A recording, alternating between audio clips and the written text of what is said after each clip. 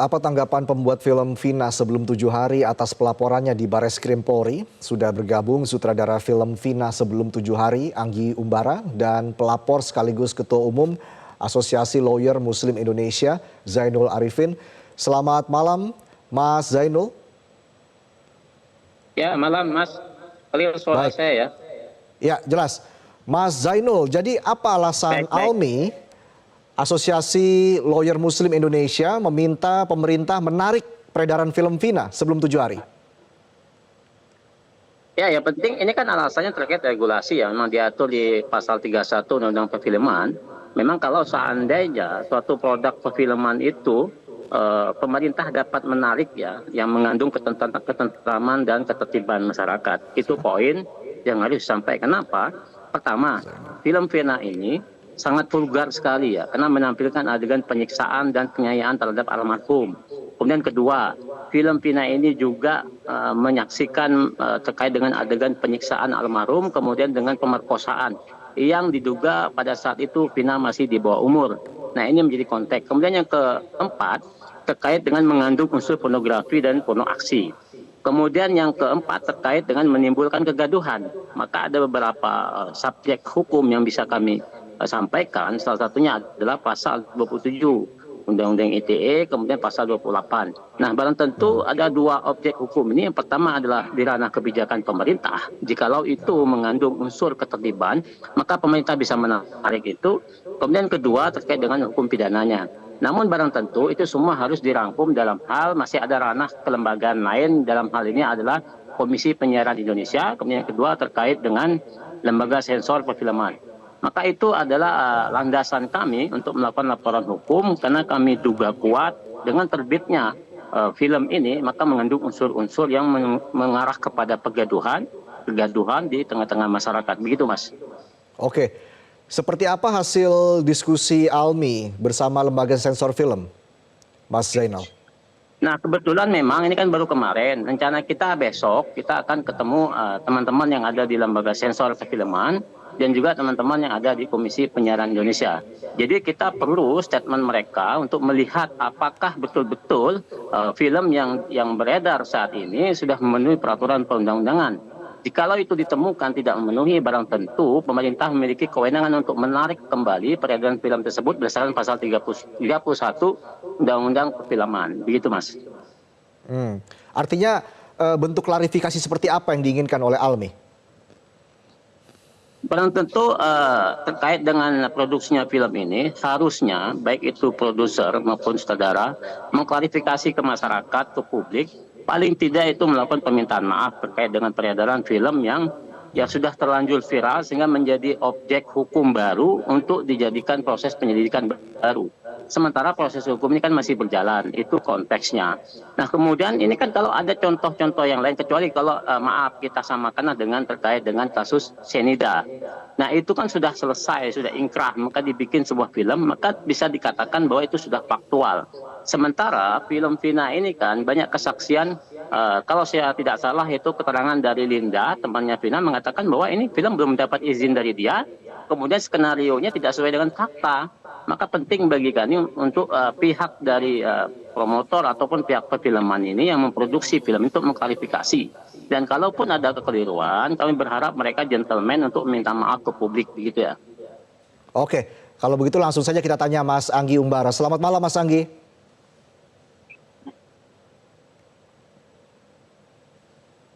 Mas Anggi Umbara, selamat malam.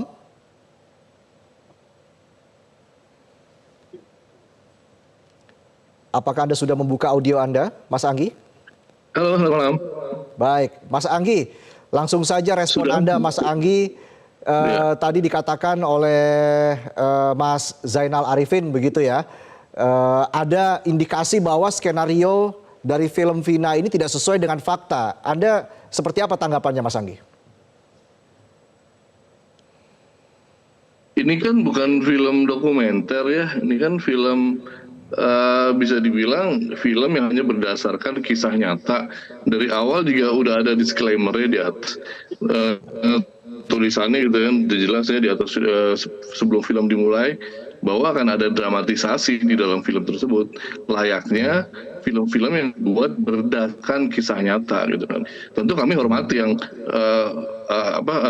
korban lain atau siapapun yang tidak ingin namanya dimasukkan di film atau tidak ingin terlibat, ya kita nggak masukkan. Makanya ada perubahan cerita sedikit, ada dramatisasi juga, ada genrenya juga drama horor gitu kan, karena ada supernatural experience-nya gitu kan.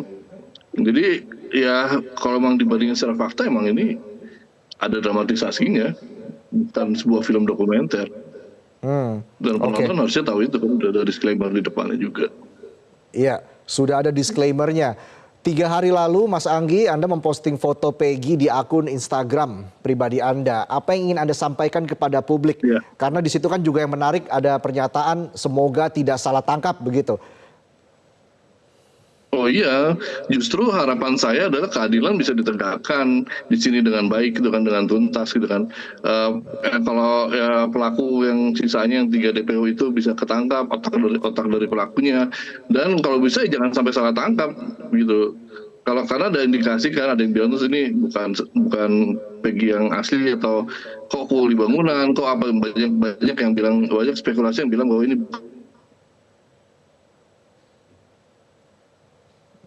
yang asli gitu kan. Ya saya berharap bukan Peggy yang asli, bukan pelakunya gitu, dia nggak bersalah ya harus dibebaskan gitu. Karena memang keadilan harus ditegakkan, itu kan harapannya kan di sana kan. Oke, saya langsung ke Mas Zainul lagi. Mas Zainul, seperti apa respon Anda? Ya. Tadi sudah diberikan klarifikasi ya yang disampaikan oleh Mas Anggi Umbara. Iya, salam kenal Mas ya. Saya pikir begini Mas, tapi kan memang dari pengakuan Mas sendiri bahwa memang film ini kan bukan film yang betul-betul faktual ya, karena memang ada disclaimer yang menyebutkan itu terdahulu. Namun kami pertama pasti mengapresiasi ya atas karya seni ini, dan kita juga turut berduka cita atas almarhum. Tapi saya rasa Mas harus sadar juga dengan film ini kan membuat publik menjadi narasi publik yang menjadi bias ya, kemudian menuduh hal-hal yang di luar ekspektasi kita sehingga membuat kegaduhan. Nah, bayangkan sebuah film yang proses hukumnya belum selesai, kemudian dipaksakan untuk dilakukan proses penegakan hukum, maka apa yang Mas postingkan 3 hari yang lalu itu menjadi hal yang miris, karena bisa jadi itu hal penangkapan yang tidak sesuai prosedur, hal penangkapan salah tangkap dan seterusnya. Nah, kalau ini selalu digiring ke ranah seperti itu, maka penegakan hukum kita tidak produktif sehingga bekerja sesuai dengan tekanan publik. Kita tahu bahwa ada istilah no viral no justice. Namun tidak semua viral itu dijadikan alas hukum untuk menzolimi orang lain. Maka lagi-lagi saya sampaikan, memang perlu untuk klarifikasi dari pihak produksi film bahwa memang niat awalnya tidak ada untuk membuat kegaduhan, tapi bagaimana cara untuk mengemas isu ini, jangan sampai kepentingan terkait dengan kepentingan keuntungan yang didapat oleh teman-teman memproduksi film, tapi di sisi lain ada orang-orang, pihak-pihak yang merasa keberatan. Salah satunya adalah saudari Linda, kan pernah dia sampaikan bahwa tidak ada izin dari dia, kemudian skenarionya tidak seperti itu. Maka itu kan perlu diklarifikasi. Maka penting bagi kami sebagai elemen masyarakat untuk melihat itu. Apalagi kan pada saat itu filmnya yang katanya diduga Linda itu masih di bawah umur, tapi adegan pemerkosaan dan penganiayaan yang begitu sangat vulgar. Maka penting bagi saya begitu, Mas ya. Oke, saya langsung ke Mas Anggi Umbara lagi. Mas Anggi, apakah memang hal seperti ini perlu dibahas bersama lembaga sensor film? Karena kan film yang sudah melewati proses dari LSF ini memang sebenarnya sudah layak tayang begitu. Mas Anggi, bagaimana melihat ini? Dari awal kita berangkat membuat film ini pastinya dengan semua itikat baik ya. Kita ingin awareness terangkat gitu kan, awareness akan bullying, bahaya dari geng motor, pergaulan, dan bahaya dari kekerasan seksual, dan apalagi kriminalisasi yang udah sangat bejat gitu ya. Nah ini kan kita awareness yang harus kita jaga, itu kan pesan dari film ini kan di sana kan. Jadi emang dari awal harapan kita ya awarenessnya keangkat, terus kasusnya kalau bisa harapannya bisa diselesaikan gitu kan, karena kan katanya masih ada 3 DPO yang belum tangkap, nah gitu kan. Jadi dari awal emang kita mau mengapresiasi apa yang kita rasakan, kegelisahan kami dari keluarga itu terutama gitu ya. Karena kita film ini hanya berada dari sudut pandang keluarga ya. Kita nggak membahas kasus hukum segala macam, kita hanya menceritakan apa yang keluarga yakini dan dari kacamata keluarga gitu kan. Semua sudah dengan izin keluarga almarhumah, tapi tidak mendapat izin dari keluarga dari yang korban laki-laki, makanya kita ganti perannya dan tidak kita masukkan. Pada saat itu Linda sama sekali tidak bisa ditemukan, keluarga juga tidak bisa ditemukan gitu kan. Tapi kata keluarga, suaranya itu sudah viral, jadi dia sudah mendapatkan izin atau sudah ya pokoknya udah bisa dipakai kalau menurut kata keluarga seperti itu. Dan waktu lagi Linda keluar pun dia bilang mendapatkan izin karena emang waktu itu belum susah untuk menemukan dia gitu kan. Dan akhirnya kalau yang udah saya dengar itu udah beres gitu kan, itu sudah bertemu dengan dari PH-nya dan sudah diberikan izin kepada PH-nya gitu kan beberapa hari yang lalu gitu kan. Dan itu sudah beres, udah nggak ada jadi masalah gitu kan. Dan Linda pun sudah ada pendampingan hukum yang juga sama dengan keluarga Vina gitu. Jadi kalau saya lihat sih dari Linda dan keluarganya udah nggak ada masalah karena dia sudah berkomunikasi langsung dengan PH-nya gitu, dengan produsernya gitu kan. Dan kalau misalnya dibilang ini membawa kegaduhan ya, kalau menurut saya nggak ada yang gaduh sih. Kalau menurut saya ini nggak kegaduhan di mana gitu, nggak ada ketidaktertiban, nggak ada, semuanya baik-baik saja kalau menurut saya. Adapun ramai dibicarakan emang ya, tapi itu pun adalah hak para netizen untuk membicarakan, jadi nggak bisa dilarang gitu kan. Mereka mau berspekulasi, mau bernarasi seperti apapun, itu haknya mereka untuk berbicara, untuk berpendapat, untuk berekspresi, nggak bisa kita larang gitu kan. Dan buat apa kita larang-larang itu, buat apa kita kontrol untuk jangan bernarasi seperti ini, jangan bernarasi seperti itu gitu kan. Itu kan hak mereka, hak setiap manusia untuk berekspresi dan berpendapat, jangan kita rampas hak-haknya gitu kan. Dan jangan juga, apalagi jangan dirampas juga hak kita untuk membuat film, untuk berkarya, untuk berekspresi, untuk berkesenian, apalagi untuk mengeluarkan pendapat. Dan banyak kegelisahan yang dan pesan yang ingin diangkat di sana gitu kan. Jadi kalau yang saya lihat, film ini hanya membawa kebaikan kok gitu kan, dengan niat membawa kebaikan, dan sampai sekarang saya lihat hanya kebaikan dan manfaat yang saya lihat gitu kan. Ada manfaat kesejahteraan untuk keluarga almarhum Vina, ada manfaat kesejahteraan untuk para pekerja film, industri di sini semakin berputar, kasusnya kembali diangkat, keluarga Vina lega, 3 DPO itu semakin dicari gitu kan. Adapun kalau misalnya salah tangkap atau narasi yang bertebaran di mana-mana, itu di luar kuasa kita gitu, dan nggak bisa kita kontrol gitu. Jadi emang, dan hak masing-masing juga. Dan saya belum melihat ada sama sekali pihak yang dirugikan ya dari film ini keluar gitu kan. Nggak ada. Kita sih melihat selalu positifnya apa gitu, kebaikannya apa. Always look at the bright side gitu kan. Manfaat yang dibawa, kinerja polisi juga semakin bagus gitu kan, dengan berapa hari bisa ketangkap gitu kan. Yang udah 8 tahun nggak ketangkap, tahu dengan ada film ini menjadi terpacu gitu kan, menjadi ingin memperbaiki diri, ingin menjadi lebih baik gitu kan. Kan bagus juga untuk memacu kinerja polisi. Jadi kenapa dilarang, kenapa malah justru dirampas hak kami, hak netizen untuk berbicara, untuk berkarya, untuk berpendapat gitu kan. Saya rasa sih alasan untuk ini atau apalagi menarik itu terlalu banyak ada sih. Oke, baik. Kalau begitu saya langsung ke Mas Zainul. Mas Zainul, jika memang film ini ramai dibicarakan oleh publik di media sosial, apakah memang itu bisa dianggap sebuah kegaduhan, Mas Zainul?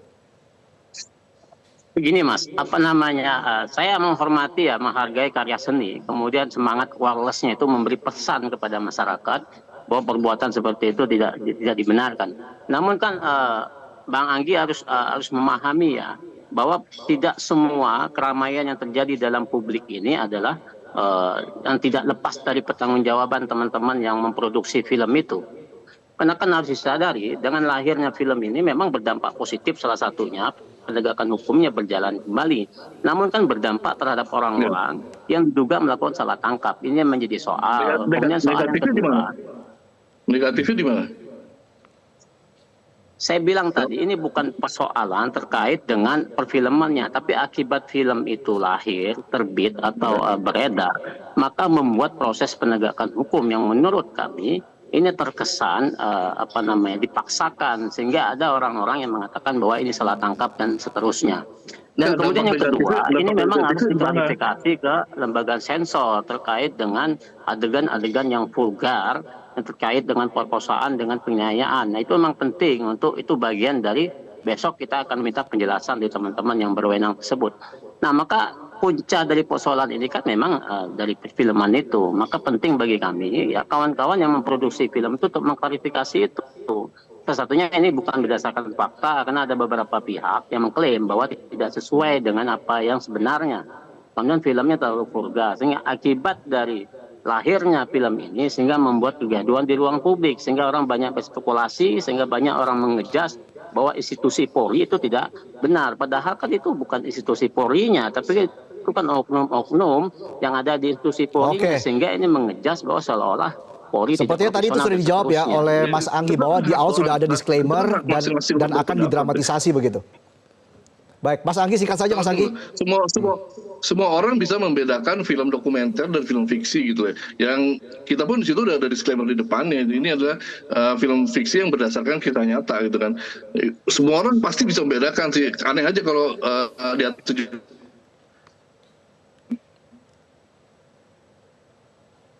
tahun nggak bisa membedakan, dan nggak ada sensor pun nggak ada masalah apa-apa. Banyak film-film lain yang kepalanya meledak lah, yang dipotong leher apa segala macam, yang juga dari mendapatkan rating 17 tahun, dan film ini nggak ada sama sekali kayak begitu gitu kan. Bahkan adegan membuka baju aja nggak ada gitu kan. Di sini semua dilakukan dengan cara sinematik dan hanya berdasarkan ekspresi aja. Rasa sakit itu dilakukan dengan ekspresi gitu kan. Jadi dari lembaga sensor film sudah mengamini dan mensupport kita gitu. Oke, Mas Anggi, Anda siap memberikan klarifikasi kepada polisi? Kalau saya terlalu mengada-ngada aja. Mas Anggi, Anda siap memberikan klarifikasi kepada pihak kepolisian? Ya, klarifikasi apa? Terkait dengan pertanyaan tadi dari Mas Zainul ya, bagaimana soal film ini berbeda gitu, faktanya dengan skenarionya seperti itu, dan juga soal laporan Zainul, Mas Anggi. Ya kalau perbedaan kan pasti ada, itu kan emang ada, kita dari depan udah dibilang ada disclaimer-nya akan ada dramatisasi cerita gitu kan, itu kan udah dibilang di depannya, dan semua orang tahu bahwa ini fiktif, bukan film dokumenter gitu, ini film fiksi yang berdasarkan kisah nyata gitu kan. Kayak sih nggak perlu diklarifikasi, maksudnya itu dua genre yang berbeda sih, kalau orang harusnya udah aware. Dan banyak film yang berdasarkan ini, kayak misalnya contohnya kayak Habibie Ainun, atau berdasarkan kisah nyata banyak sekali itu kan, banyak sekali yang didramatisasi dalam cerita mereka, dan nggak ada masalah kalau situ. Maksudnya mereka tahu ini bukan dokumenter. Kalau dokumenter baru ada yang salah, silakan klarifikasi gitu. Kalau ini kan film fiksi, jadi konyol aja sih kalau menurut saya mengklarifikasi film fiksi yang emang didramatisasi gitu. Baik, terima kasih Mas Anggi Umbara dan juga Mas Zainul sudah bergabung memberikan penjelasannya kepada kami di Prime Time News. Jelajahi cara baru mendapatkan informasi. Download Metro TV Extend sekarang.